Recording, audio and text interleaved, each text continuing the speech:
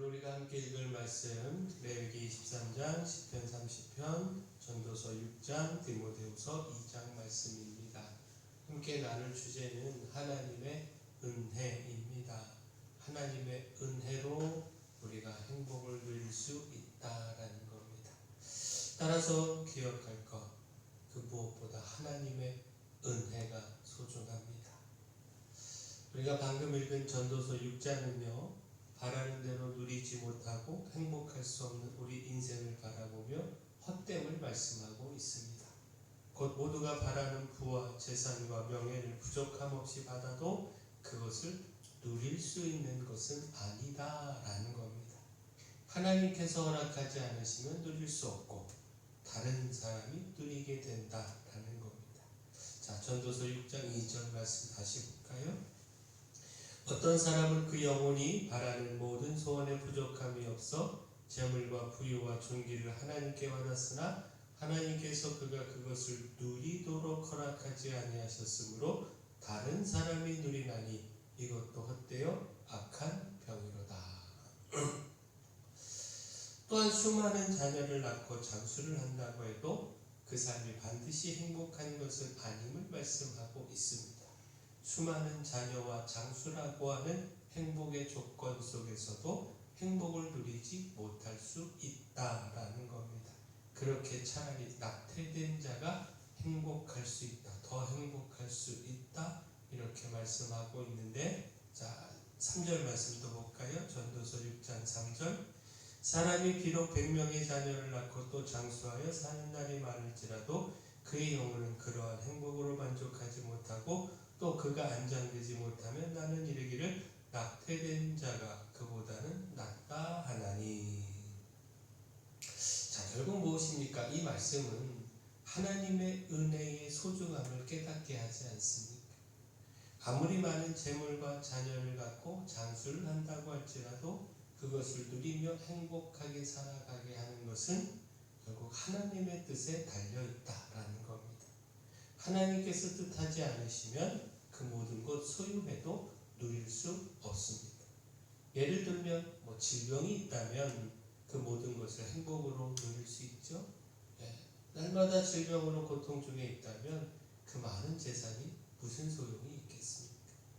따라서 하나님의 은혜가 소중하다라는 겁니다.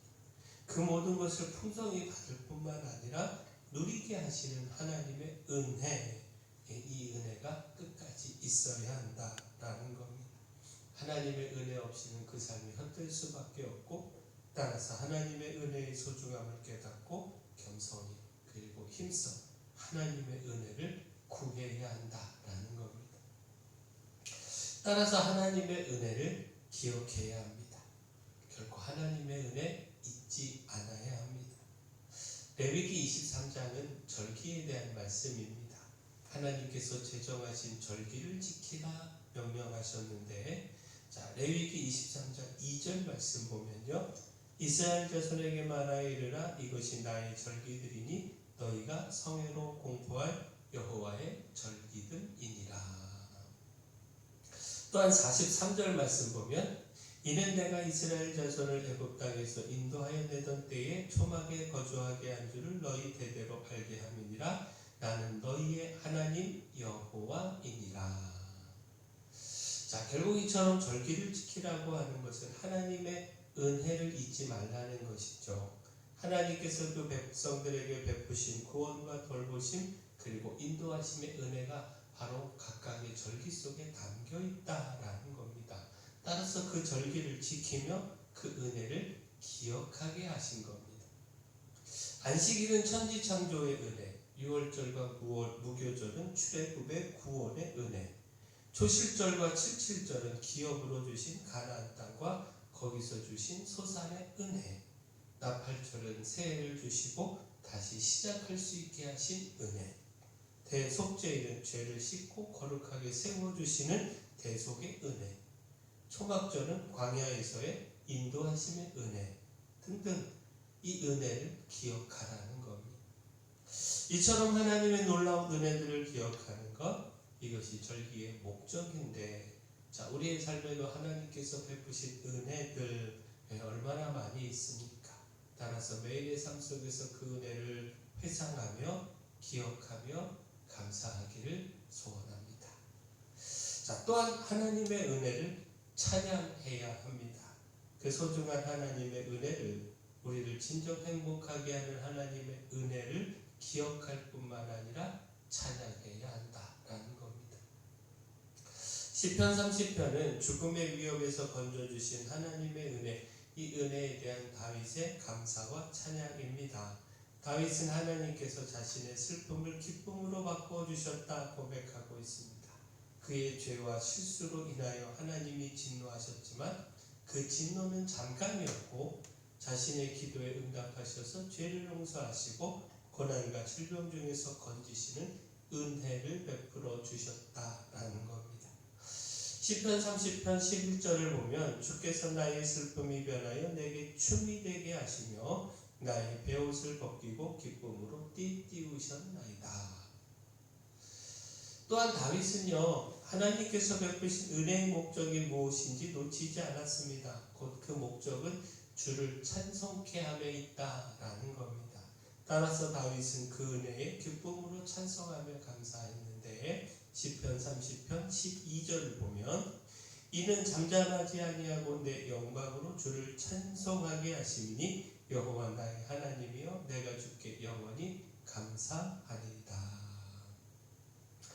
자, 여기서 내 영광으로 주를 찬송하게 하시니 이 고백에 주목해 볼 필요가 있죠. 그 다윗은 자신에게 있는 그 영광이요 주님의 은혜라는 사실을 잊지 않았습니다.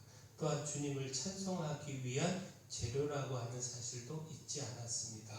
그 영광이 결코 교만의 재료가 되게 하지 않았다라는 겁니다. 자, 결국 무엇입니까? 우리에게 있는 그 많은 조건도 하나님을 찬양하도록 이끄는 하나님의 은혜임을 잊지 말아야 합니다. 나를 잘되게 하시고 승리케 하시고 형통케 하시고 축복케 하시는 하나님의 은혜, 내게 주신 그 영광, 그 영광의 은혜를 깨달아야 하고 찬양해야 합니다. 내 삶이 그 모든 축복과 영광을 결코 교만의 재료가 아니라 찬양의 재료로 만들어가야 한다라는 겁니다. 자, 마지막 하나님의 은혜에 충성해야 합니다. 그 은혜의 좋은 병사요 깨끗한 그릇이 되어 충성해야 합니다.